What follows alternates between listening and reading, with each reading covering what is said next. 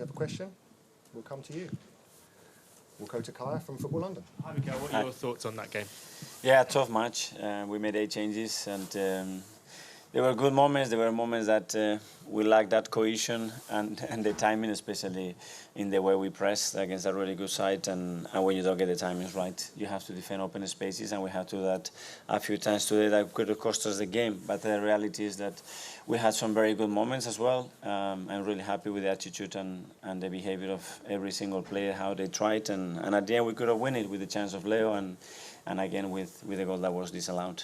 You said yesterday that we might see some of the younger players if the chance came up. Was it just a case of the right opportunity maybe not coming out throughout the course? I don't think it was the right context. Making 8 changes already to throw them in there against a team that hasn't lost yet almost in 2 years. I didn't think it was the right moment, and I wanted to wait to see how the game developed. But it was too much, I think, for them. And as well, we have 3 little issues, and we have to make the subs, and then we had no room because we really wanted to play Emile as well.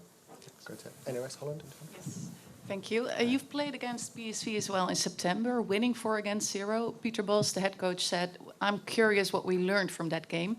How did you see PSV develop since then?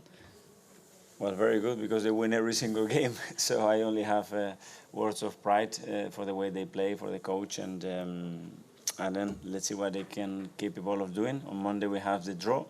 We finish first, they finish second, and let's move on. Thanks. Okay, Sam from the Telegraph. Hi, Mikel. You played Declan tonight at centre-back. Is that an option for you in emergencies, and what do you think of that? We are very short at the back, and I really wanted to try, if something happened, how we're going to resolve that situation, and I think it was really good. And Nick? Hi, Mikel.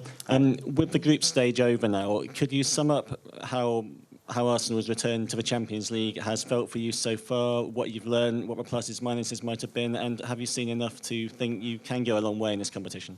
How long we have? As long as you want. We're going nowhere. I think overall, very, very positive. Obviously, after 6-7 years without being in the competition with a team that hasn't got a lot of experience there, I think we have competed very, very well.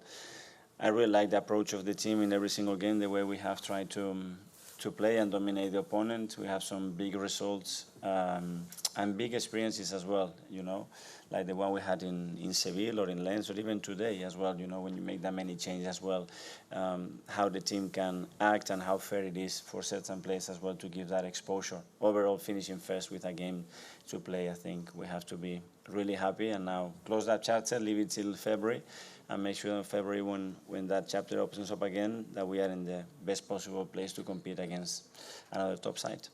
Gentleman at the back, yeah. What made it difficult for Arsenal in the first half? Because PSV had many chances. Well, first of all, credit to them, the way they play. As I said, the cohesion and timing, especially when we're out of possession, when the ball was really far from our goal, we weren't very clear in what we were in doubting mode. We gave them some time, and then they explored the spaces. It's true that we miskicked the ball twice, that they were through on goal, which is pretty unusual as well for us to do. And we have to adapt, and we have to put our head back and run backwards, and we did that. And at the end, it could have been a different result as well. Okay, Isan from the Daily Mail here.